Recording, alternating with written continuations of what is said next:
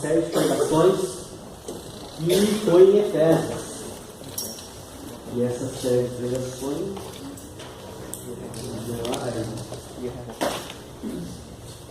quem você pensa que é? E hoje, de certa forma, eu quero não concluir, não retomar, não resumir o que nós falamos até agora, mas sim pensar um pouco, quais as lições, o que aprendi com o livro de Efésios, ou talvez mais ainda, quais são as lições que eu preciso aprender, quais são as coisas no livro de Efésios que querem mudar a minha vida, o meu ser, que querem mudar o meu íntimo, o meu coração, e que a minha vida realmente resplandeça como a palavra de Deus pede. E o livro de Efésios é um livro com muitas sugestões de como isso pode ser feito, de que forma isso pode acontecer. E conforme nós andamos aí nos últimos meses, nesse livro de Efésios, realmente foi bastante edificante para mim, imagino que tenha sido para cada um de vocês, o fato de vocês, de cada um de nós, podemos ter aprendido tudo que nós aprendemos no livro de Efésios. E a grande pergunta que fica, quando nós abrimos a palavra de Deus, e quando nós falamos num livro específico dessa forma, porque o que acontece? Você que acompanhou pelo menos uma das pregações em Efésios, você viu que nós fomos abrindo a Bíblia, lendo os textos, explicando os textos e aplicando os textos. Ou seja, nós abrimos a Bíblia, vemos lá o que está escrito, quem está preparando aqui estuda, se debruça sobre comentários, pensadores, o que significa às vezes cada uma daquelas palavras, cada um daqueles lugares, quem eram aquelas pessoas, e estuda isso para que você possa aprender um pouco e talvez, se Deus quiser, ter a sua vida mudada e modificada em alguns aspectos. E se você crê de fato na palavra de Deus, e eu imagino que sim, senão você não estaria aqui essa noite, ou se pelo menos você diz crer na palavra de Deus, eu te pergunto, qual é o teu nível de compromisso com a palavra de Deus? A palavra de Deus realmente muda o seu viver? Eu fiz aqui uma tabela que eu creio ser, eu estou estudando sobre isso e pensando sobre isso, sobre como a Bíblia pode nos mudar e qual os níveis de compromisso que nós podemos ter com a palavra de Deus. E eu montei aqui uma tabela com 5 tipos de compromisso que nós podemos ter. E o primeiro nível, talvez o 5º nível, vamos dizer, seria aceitar que a Bíblia realmente ela é um livro diferenciado. De alguma forma, todos nós vamos ter que concordar, todas as pessoas do mundo vão ter que concordar, que a Bíblia é, no mínimo, um livro diferenciado. Ela não é um livro comum, ela não é como os outros livros. Creia você ou não, acredite nas palavras que estão lá, ou não, acredite naqueles personagens, naquelas narrativas, ou não, ainda assim a Bíblia ela é um livro diferenciado. Senão não seria atacada com tanta raiva por tantos, não seria defendida com tanta gana por tantos outros. Talvez a história teria dirigido esse livro a uma extinção, o que de fato não aconteceu. Quantos na história do mundo já tentaram extinguir a palavra de Deus, queimar todas as cópias, acabar com a palavra de Deus sobre a face do planeta, mas sempre acontece que a palavra de Deus volta e volta intacta, como nós já estudamos, temos estudado, temos aprendido. Você quer aprender um pouco mais profundamente sobre isso, sobre transmissão da palavra de Deus, toda essa questão aí, sugiro segundas à noite os cursos de escola bíblica para que você possa aprender com mais profundidade nesses aspectos. E realmente, então, uma pessoa que crê que a Bíblia é simplesmente um livro diferenciado, ela crê que existe certo conteúdo histórico sobre Deus e sobre, talvez, um Deus dos povos do passado. Agora, outro grupo de pessoas pode considerar que a Bíblia ela é, de fato, uma boa literatura. E ela é uma literatura interessante e algumas pessoas vão julgar como uma fonte de sugestões, com bons princípios morais e éticos, uma base sobre a qual a sociedade ela pode se estabelecer, que ela contém certa acuracidade histórica, ou seja, historicamente ela está correta, pelo menos em grande parte. E muitos então concordam com isso, que a Bíblia ela é uma boa literatura, mas normalmente as pessoas que creem somente nisso, que a Bíblia é uma boa literatura, pouco leem da Bíblia e pouco realmente conhecem da Bíblia. Agora, alguns creem realmente que a Bíblia é um livro sugestivo, que traz ótimos padrões morais, padrões de vida que ajudam a viver bem a sua vida, e você pode viver a sua vida através desse padrão. Então, nessa questão, as pessoas olharem para a Bíblia e dizerem que a Bíblia me serve. Eu não sirvo a Bíblia, mas a Bíblia me serve. Para quê? Para bons negócios, para conduzir a minha vida de estudos, talvez, ou uma boa fonte de sugestões para a minha vida social, para a minha vida familiar, uma boa fonte de histórias para se contar para as crianças, talvez como algo interessante, e talvez a maioria da sociedade concorde com isso, que a Bíblia tem bons padrões morais. Outro nível de relacionamento com a palavra de Deus, você pode dizer que ela contém a palavra de Deus.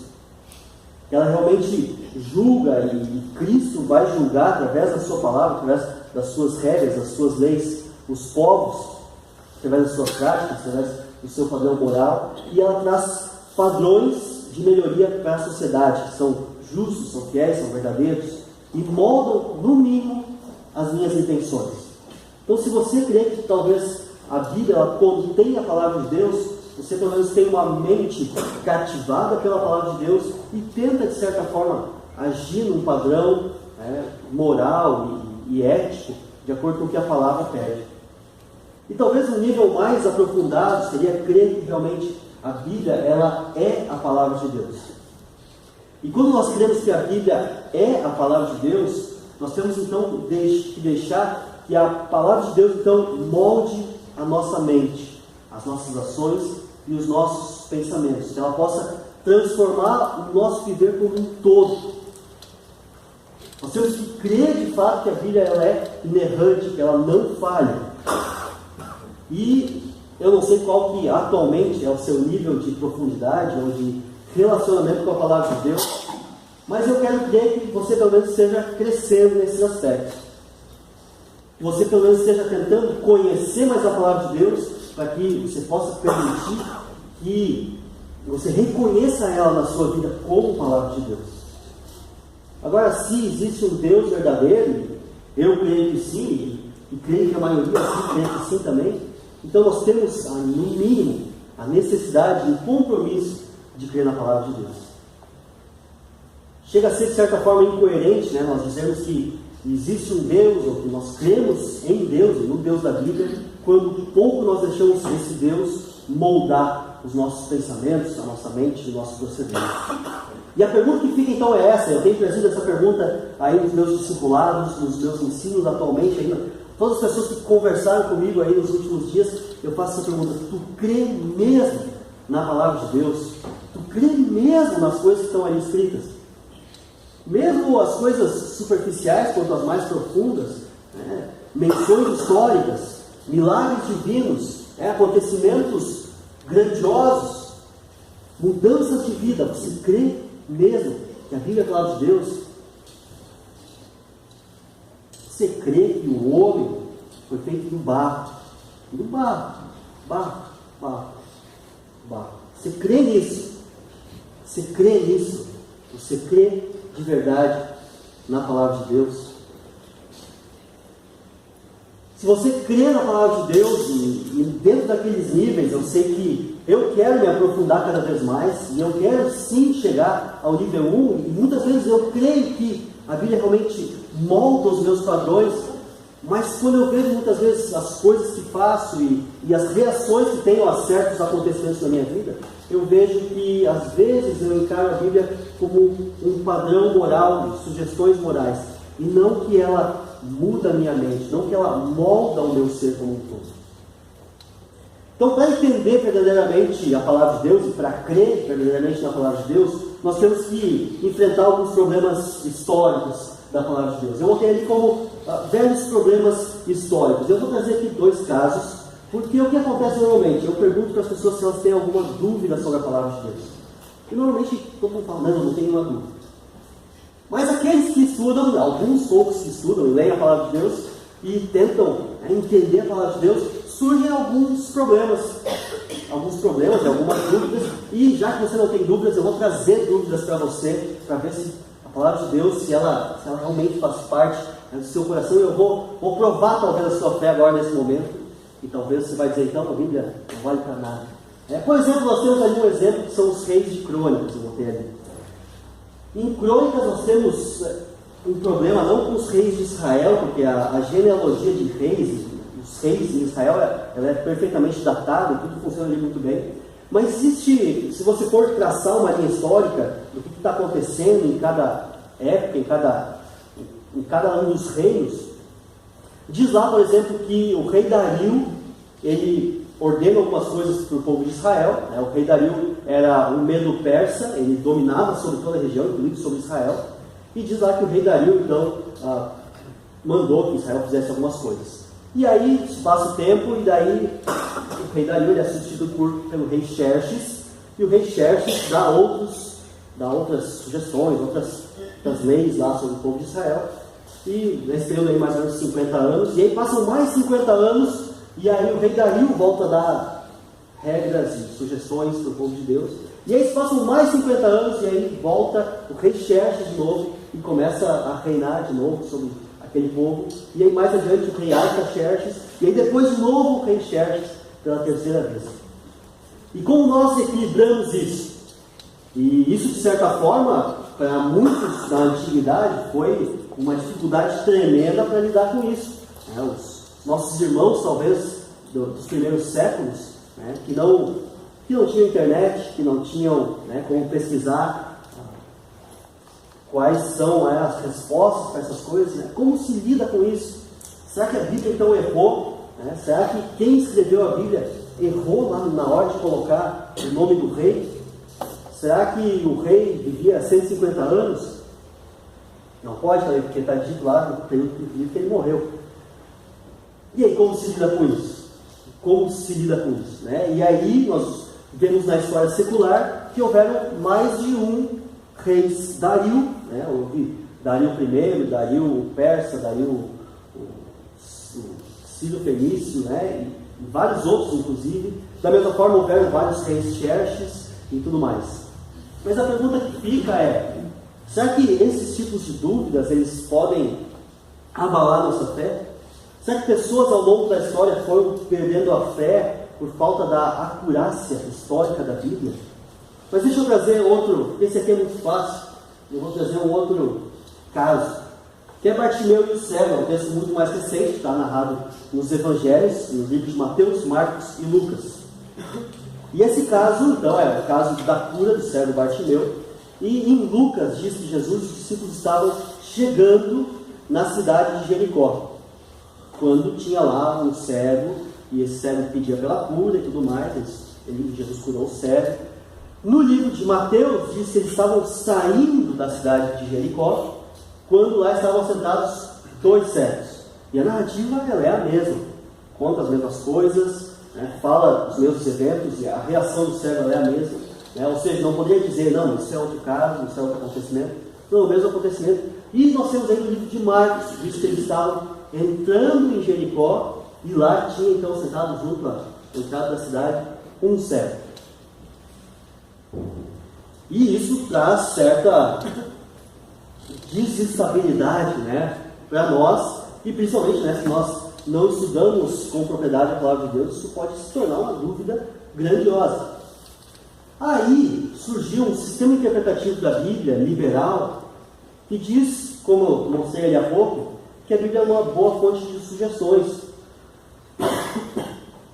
Ela serve como sugestões morais, de padrão ético e tudo mais, mas como ela não é exata, como não existe uma exatidão histórica, como por exemplo nessa mensagem, então a gente releva certos pontos da Bíblia, e para os teólogos liberais, realmente isso não faz diferença. Não faz diferença o que estava acontecendo. Inclusive, a cidade de Jericó, ela sempre foi um ponto, como dizer, de controvérsia, porque nunca haviam sido achadas, nunca foi escavada essa cidade, ela nunca foi encontrada. E por muitos anos, então, a cidade de Jericó virou um sinônimo de erro da Bíblia. E a própria presença de Jericó na Bíblia, a cidade de Jericó não estava presente em qualquer outro escrito histórico, somente na Bíblia. E isso dificultava bastante para o entendimento dos pesquisadores e até para a aceitação de muitos da Bíblia como um documento histórico. Mas de novo eu pergunto, isso então, destrói o que nós cremos acerca da palavra de Deus? Ela deixa de ser palavra de Deus por nós? Ou será que nós não entendemos às vezes certas coisas? E aí o que acontece é que descobrem então, em 1936, se não me engano, um arqueólogo vai lá e encontra a cidade de Jericó, que já estava narrada no Antigo Testamento. Josué conquista a cidade, destrói a cidade. Aí ele põe uma maldição para quem reconstruísse a cidade. Aí, acho que uns 200, 300 anos depois, vai lá um outro sujeito que reconstrói a cidade de Jericó. Os 2 filhos dele morrem, está lá na história do livro de Reis. E a cidade de Jericó, então, ela continua existindo até os tempos de Jesus. Mas isso, tudo bem, resolve o problema de Jericó, que existia, não existia, né? E de certa forma, então, os liberais, para eles não faz diferença nenhuma, porque a Bíblia é uma coisa de sugestões e tudo mais, essa inexatidão aí quanto à quantidade de cegos, entrando e saindo, realmente não faz diferença para nós. E aí, de certa forma, também essa questão de quantos cegos são, né? Se você for ler em detalhes o texto, você vai ver que os narradores, né, Mateus, Marcos, Lucas e João, eles escrevem para públicos diferentes com intenções diferentes, né? Nós estávamos vendo isso na segunda passagem, quem está participando do curso. Mateus, por exemplo, escreve para os judeus, por isso que ele fala da linhagem judaica de Jesus, né? Marcos escreve para os gregos, e aí por causa disso, então ele traz mais coisas na linha do pensamento grego e tudo mais.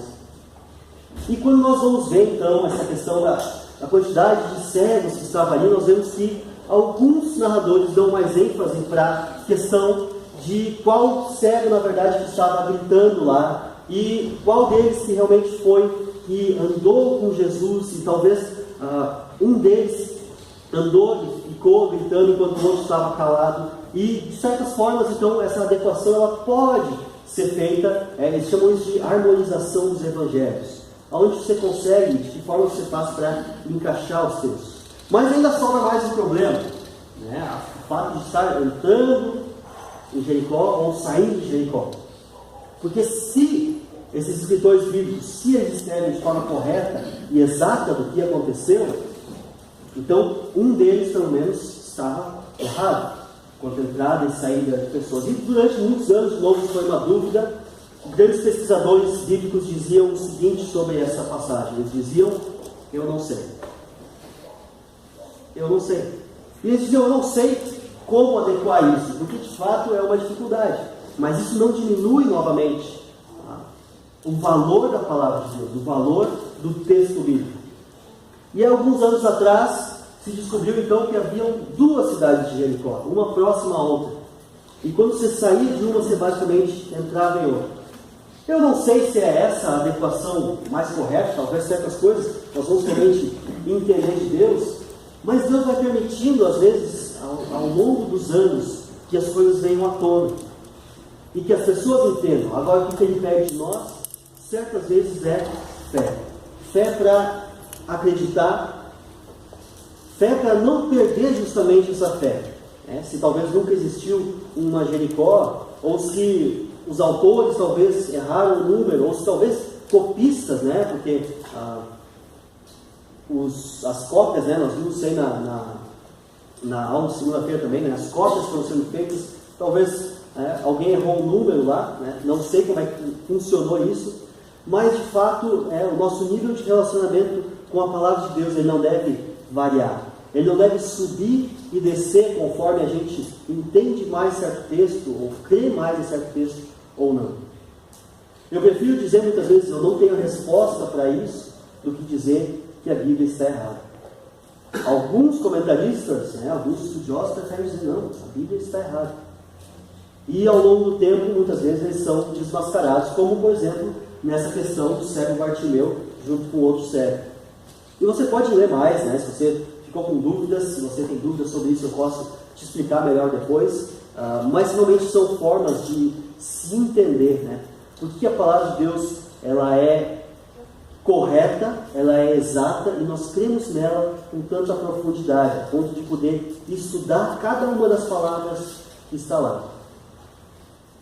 É interessante nós pensarmos na igreja primitiva, na igreja dos anos 200, 300, 400, né, se nós tivermos essa fase da história da igreja, nós vamos ver que existem muitos irmãos nossos que viviam naquele tempo, alguns em perseguição, alguns em dificuldade e tudo mais, né? Só que esse tipo de perseguição nunca foi um problema para eles, a perseguição em dizer que a Bíblia estava errada, porque isso existe até hoje, né? Nós temos aí grandes pensadores que dizem que a Bíblia está errada, mas nós temos por outro lado grandes defensores dizendo que a Bíblia está certa.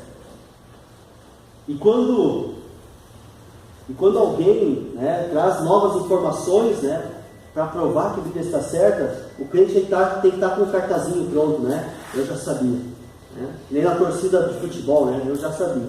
Sabia o quê, né? Não, nós sabemos que a palavra de Deus, ela está certa. Agora, nós podemos julgar, será que a Bíblia é pelo conhecimento humano? Porque muitas vezes as pessoas fazem isso.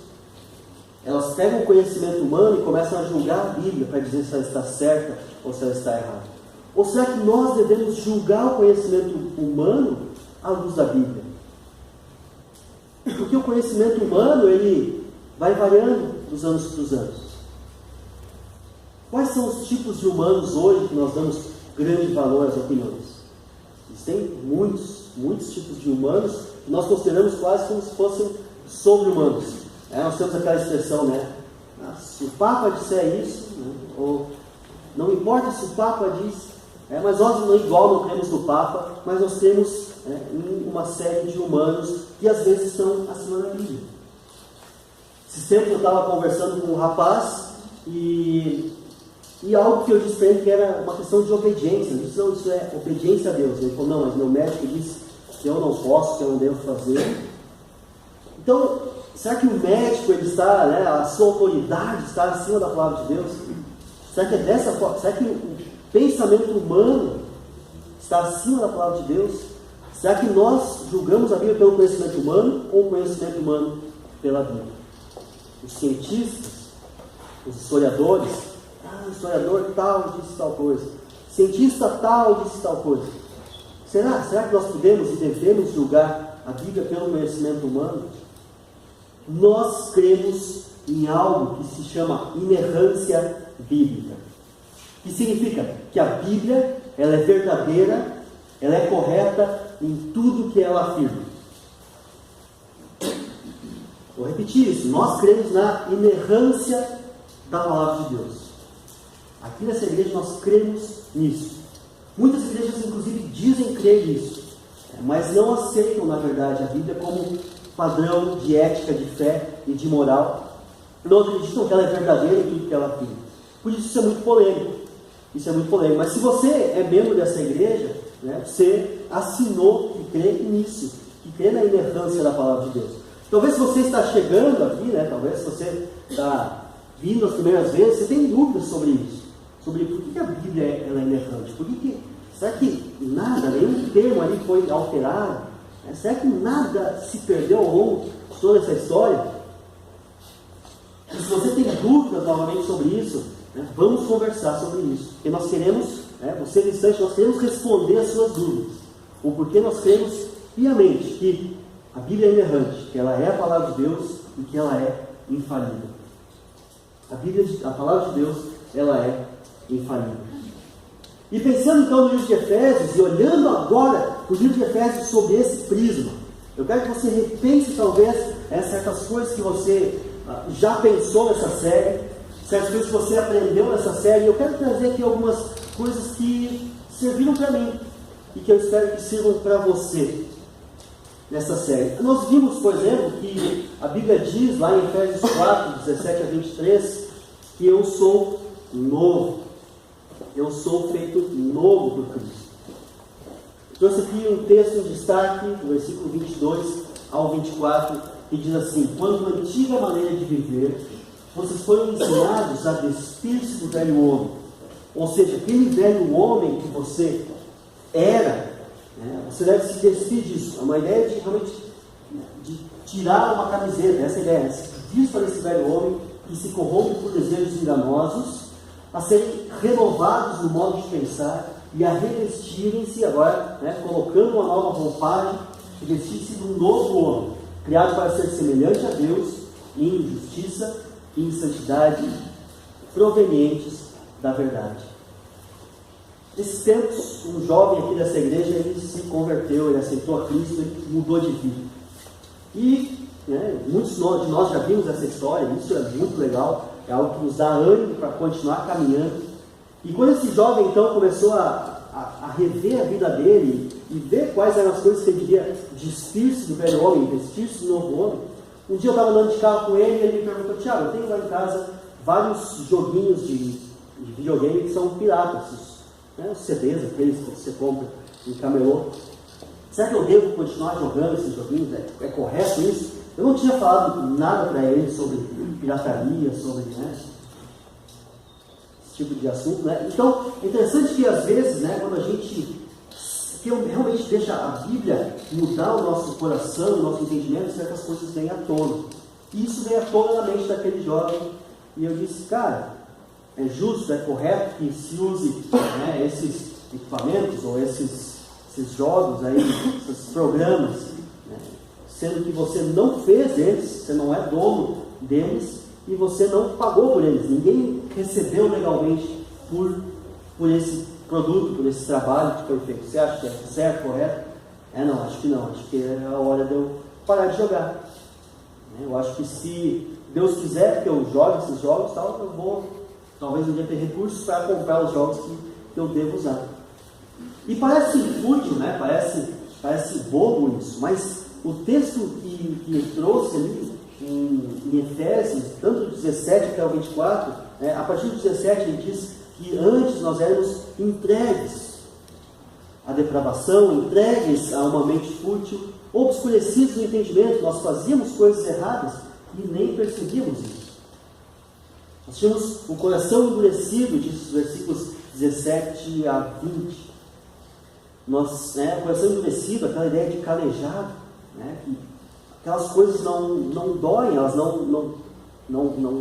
a gente não sente essas coisas no coração. Entregues à depravação, desconsiderando a verdade, vivendo na impureza. E aí no versículo 20 faz um mas, todavia, portanto, a transição. A verdade está em Jesus. E despindo-se do velho homem, seus desejos enganosos sejam renovados no modo de pensar. Versículo 23. Antes de agir, o modo de pensar. Porque isso vai trazer novos desejos, novas vontades. As coisas que eu queria tanto antes, já não quero mais tanto agora. Porque eu me revesti de um novo homem, sou renovado no Espírito. Agora, será que isso tem permeado nossas vidas? Será que não tem coisas que eu realmente devo abrir mão, mudar as práticas do meu fazer no dia a dia? Como andam suas lutas? Quando você estudou sobre ser novo, sobre tornar-se novo homem, o que naquela pregação trouxe para fora? O que você pensou? Eu preciso. Isso tem que mudar, porque isso faz parte do velho homem.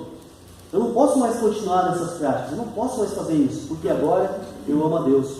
Ou a Bíblia não é verdade para você. Ou a Bíblia é uma simples fonte de sugestões naquilo que te agrada, naquilo que você acha que é melhor. Você escolhe o que da Bíblia então é interessante, bom para você, e o resto eu descarto. Isso seria realmente algo lamentável de se fazer. Ter nas mãos a palavra de Deus, poder ser moldado por ela, ter conosco o Espírito Santo para poder ser mudado por ele, mas não permitir que isso aconteça. É possível? É possível. É possível viver uma vida sem pirataria. Parece loucura, nos dias de hoje, onde todo mundo no Brasil, eles chamam o jeito brasileiro de se obter softwares. Eu sei que na minha vida eu tenho coisas a mudar nesses aspectos. Tenho coisas a mudar. E isso não deixa de ser falta de fé da minha parte. De não crer, talvez, que Deus pode me providenciar os recursos para ter os programas que eu realmente preciso. Programas que eu preciso, muitas vezes, eu acabo usando de forma ilegal. E isso se tornou no Brasil uma prática comum. Dentro da igreja isso se torna uma prática comum, mas não deve ser entre os irmãos, entre aqueles que creem verdadeiramente. na palavra de Deus.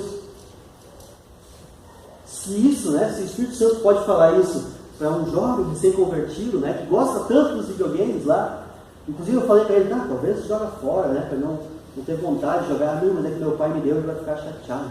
Vou jogar fora, eu vou só guardar em casa. E Deus pode sim transformar as nossas vidas, nos mais profundos aspectos que a gente tem para ser transformado. Outra questão do livro de Efésios, nós falamos que nós somos apreciados por Deus. Olha o que Paulo fala lá, nos versículos 15 em diante. Por essa razão, desde que ouvi falar da fé que vocês têm no Senhor Jesus e do amor que demonstraram para com todos os santos, não deixe de dar graças por vocês. Ou seja, Paulo, porque ouviu falar da fé daqueles irmãos, ele simplesmente ouviu falar da fé dos irmãos, ele não para mais de orar por eles, mencionando-os em minhas orações.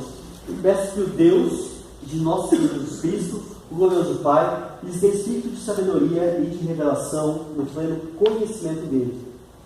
Oro também para que os olhos do coração de vocês sejam iluminados, a fim de que vocês conheçam a esperança para a qual ele os chamou, as riquezas da gloriosa herança dele nos santos.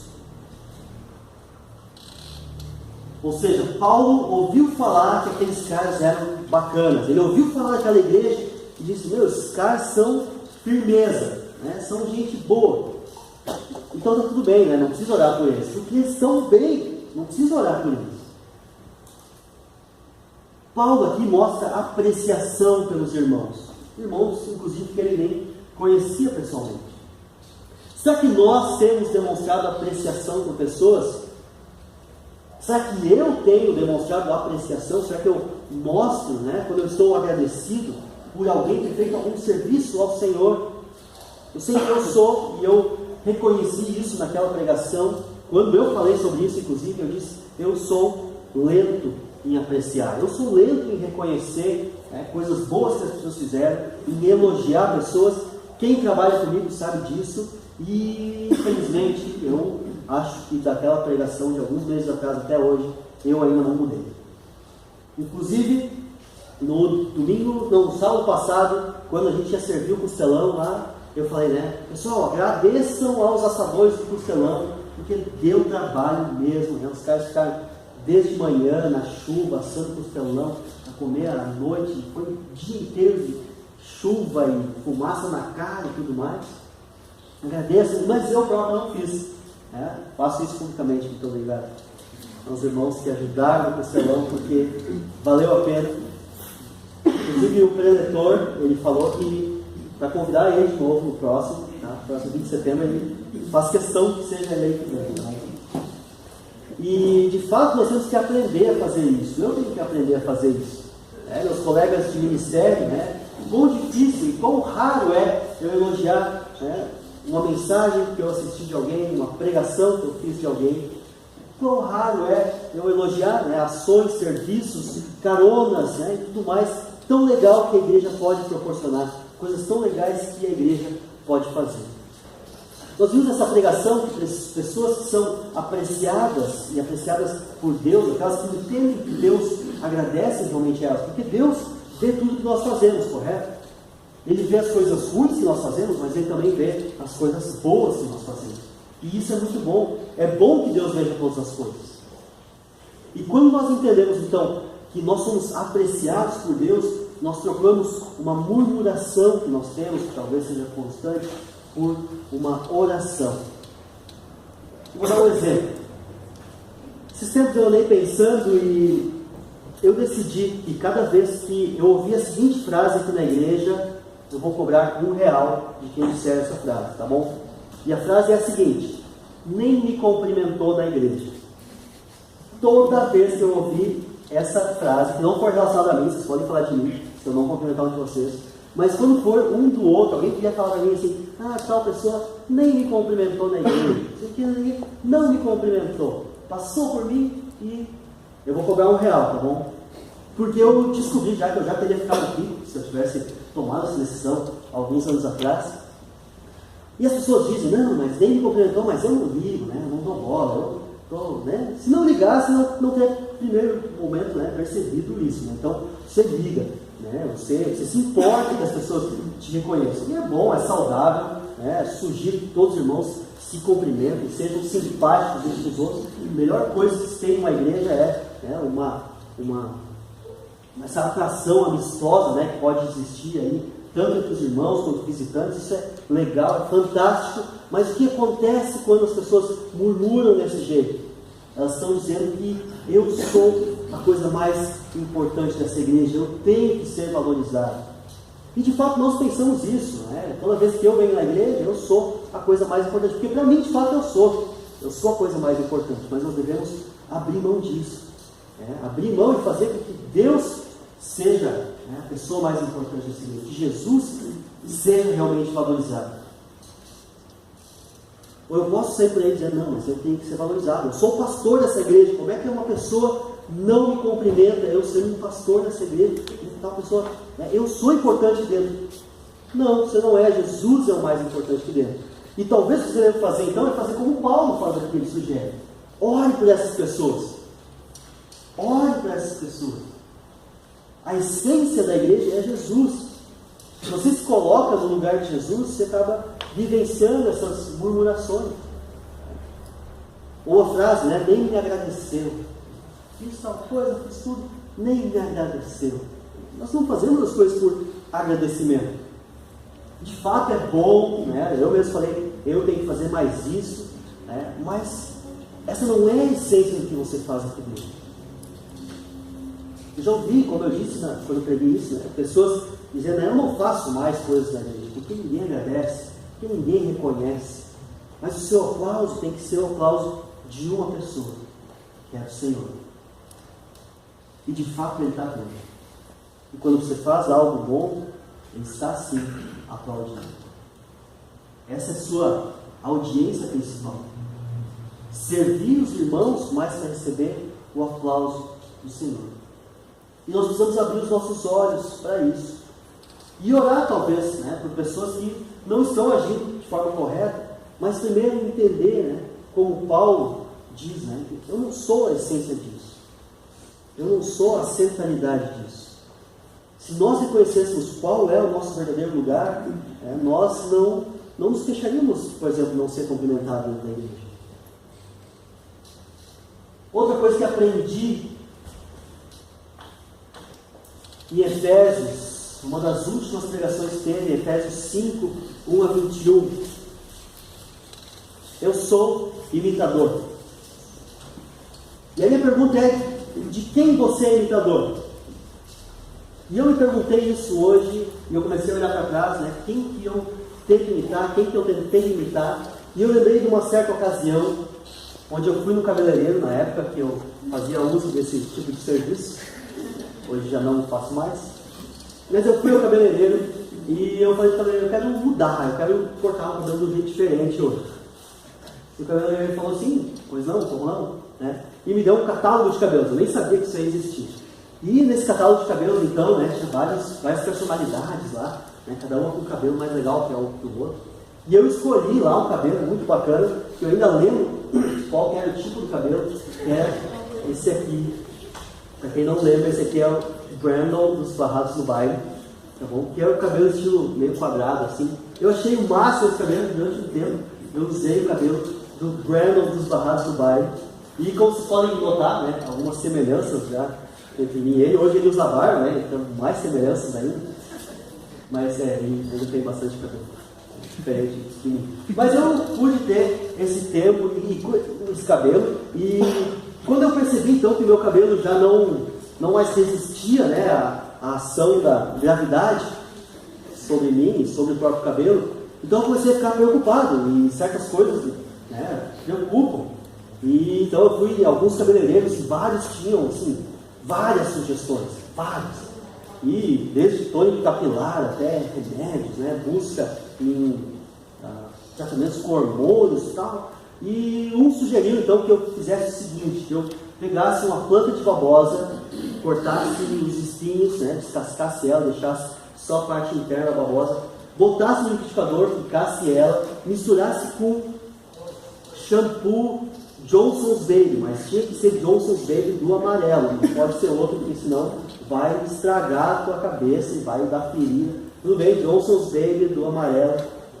E eu fiz aquele negócio, aquela nada, assim, ficou uma gosma verde, nojenta, assim, que no primeiro dia ela estava verde, né? Depois ela começou a escurecer, assim. Mas era para usar vários dias aquele negócio. E eu percebi que não adiantou, e o desespero só aumentava. E aí, um dia numa consulta então, do dermatologista, eu perguntei para o dermatologista: o que eu posso fazer? Então, me dá uma solução, existe algum tratamento? Não, tem sei lá qual é o nome do remédio, um remédio que tinha que passar então 3 vezes por dia no cabelo. E eu comecei a passar aquele negócio no cabelo e estava tudo empapado assim, o cabelo estava com uma coisa nojenta assim. E depois de um mês, pouco, eu percebi assim, que começou a surgir novos cabelos assim. Eu fiquei muito feliz com isso. E aí, quando eu estava retornando para o dermatologista, eu perguntei: e aí, por quanto tempo eu tenho que usar ainda o remédio? Não, no momento que parar de usar, vai retornar e vai. Eu passava uns dias, então, aquele cabelo nojento, e logo quando acabou o primeiro vídeo, eu decidi: isso não serve para nada, né? Todo investimento, todo tempo, né, que se gasta, ou gastei, né, usando isso, tentando ser imitador de padrões que a sociedade coloca. Isso que é o mais interessante, não são padrões de justiça, padrões de procedimento correto, não, é um investimento de tempo e dinheiro em algo que socialmente se torna bem aceito. E quando eu tentei então, minha tentativa de me tornar parecido com o Brandon dos Barrados no Baile, então totalmente fracassado até hoje, eu descobri então que Paulo pede para nós sermos imitadores de forma diferente. Ele diz lá em Efésios 5: sejam, pois, imitadores de Deus como filhos amados. Ou seja, essa herança genética que nós temos, ela deve ser permeada por Deus. E talvez comportamentos que nós temos ou tínhamos, quando nós nos tornamos filhos de Deus, ainda que por adoção, nós devemos buscar imitar a Deus. E vivam em amor, como também Cristo nos amou e se entregou por nós com oferta e sacrifício de aroma agradável a Deus. Versículo 10, mais adiante: aprendam a discernir o que é agradável ao Senhor. E é muito interessante essa parte do texto, que fala para a gente aprender a discernir, entender o que Deus quer. Porque enquanto nós não pensarmos nisso, nós vamos pensar somente no que nós queremos. O que eu quero para mim? Quais são os meus desejos? Mas no momento que nós passamos a entender o que Deus quer, isso muda a sua vida. Isso pode mudar realmente a sua vida e o seu procedimento. Tenham cuidado com a maneira como vocês vivem. Não sejam como insensatos, mas sim como sábios. Aproveitando ao máximo cada oportunidade, porque os dias são maus. Portanto, não sejam insensatos, mas procurem compreender qual é a vontade do Senhor. E a vontade do Senhor, mais adiante, no versículo 19, é essa: falando entre si com salmos, hinos e cânticos espirituais, cantando e louvando de coração ao Senhor, dando graças constantemente a Deus Pai por todas as coisas, em nome do nosso Senhor Jesus Cristo. E é muito legal essa parte do texto. É muito legal isso, mas a gente não faz. Quem é que aqui falou para alguém um salmo quando chegou? Quem é que aqui trouxe uma palavra bíblica para alguém quando chegou? Quando teve realmente contato com irmãos, são coisas que nós deixamos passar. E nós fazemos de conta que a Bíblia é uma fonte de... Mas na prática, não permeia a nossa vida. Não molda o nosso agir, o nosso pensar, o nosso proceder. E quando a Bíblia traz essas sugestões, a Bíblia nos sugere que nós devemos estar constantemente agindo e reagindo da forma que Deus quer em relação às coisas. Como eu falei antes, quanto tempo investido, quanto desperdício, às vezes, em coisas tão passageiras como cabelo. Cabelo, Rafa. Acredita que tem gente que gasta tempo e dinheiro. E diz que tem gente que gasta muito dinheiro, mas muito dinheiro em cabelo. Enquanto pessoas morrem sem conhecer o Evangelho. a gente gasta muitas vezes dinheiro em cabelo. Então, existe um certo parâmetro para nós entendermos aqui. E para nós percebermos, será que Deus tem permeado a minha vida, ou será que são os meus desejos e não os desejos de Deus? O que nós aprendemos da palavra de Deus é que nós temos que usar o que Deus nos dá. Aquilo que Ele te deu, isso aí você tem que usar no serviço a Ele. Muitas vezes nós gastamos nosso tempo, lamentando as coisas que nós não temos. Porque eu não tenho cabelo, para pregar na frente, ser um pregador bonitão. Porque eu não tenho recursos para tocar a obra de Deus. Porque eu não tenho uma igreja fiel que vai ajudar, todas as pessoas ajudando junto. Não, Deus nos deu coisas, Deus nos deu recursos, e essas coisas nós temos que usar. Agora, se nós ficarmos focalizando nas coisas que Deus não deu, nós realmente não vamos longe. Mas focar sim no que Deus te deu. E a minha pergunta aqui é: o que Deus já te deu? Além das 24 horas de vida a cada dia, o que mais Deus te dá? Quais são os recursos que Deus tem te dado e que você pode, deve aprender a usar no ministério, sejam eles de tempo, sejam eles financeiros, sejam eles de habilidade, sejam recursos em termos de dons, seja o seu carro dando caronas, seja a sua família participando da igreja, servindo fielmente no ministério. Será que isso tem permeado de verdade a nossa vida? Ou será que nós permitimos simplesmente que a Bíblia ela se torne somente um livro de sugestões? E eu escolho as sugestões que eu gosto e largo as sugestões que eu não gosto. Mas o que me intriga mesmo é que, eu quero usar aqui uma ilustração para terminar. Pensa nesse fio como uma linha de tempo da sua vida. E pensa que ela vai para sempre, para sempre, para sempre, entra ali dentro do buraquinho. Porque a nossa vida ela tem um começo, mas ela é eterna, segundo a Bíblia, segundo o que nós temos. E no tempo da nossa vida, de certa forma, o que nós temos é isso aqui, vivenciado aqui na terra, e o resto é a eternidade que vai por milhares, milhões de anos. Nós temos isso. Agora o que acontece é que muitas vezes nós nos preocupamos, nós usamos todos os nossos recursos por preocupações do como é que vai ser quando eu chegar aqui, e será que eu vou ter recursos suficientes para viver aqui na frente? Então, deixa eu me organizar, e a gente se preocupa por coisas que são momentâneas e passageiras. Agora, as pessoas do mundo é que têm que fazer isso, elas têm que se preocupar sim, porque elas não têm conhecimento talvez da vida eterna. Elas não sabem que o que elas fizerem nessa vida vai ecoar pela eternidade. E se nós verdadeiramente cremos que o que nós fizermos aqui nesse período de tempo vai fazer diferença por toda a eternidade, isso muda drasticamente a forma como nós vivemos o período de hoje e o dia de hoje. Então, se de fato a Bíblia é para você a palavra de Deus, e se de fato você permite que a Bíblia permeie suas vontades, seus desejos, suas intenções, seus pensamentos, seus investimentos, você deve viver uma vida diferente do que as pessoas vivem.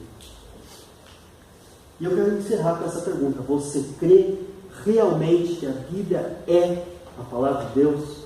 Vamos orar. Senhor Deus e Pai, obrigado porque o Senhor pode nos transformar com a Tua palavra, pode modificar as nossas ações, nossos pensamentos, através da influência, inclusive do Teu Santo Espírito. Nos perdoa, Senhor, se muitas vezes nós olhamos para a palavra de Deus com negligência e olhamos para a Bíblia, Senhor, com desdém, não fazemos uso dos recursos e do poder que lá se encontra.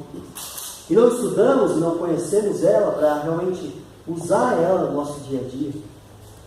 Se não usamos ela para nos comunicar com as outras pessoas, se não usamos o conteúdo dela para modificar o nosso comportamento, as nossas intenções, os nossos atos, que muitas vezes não correspondem com o que nós dizemos ser cristão.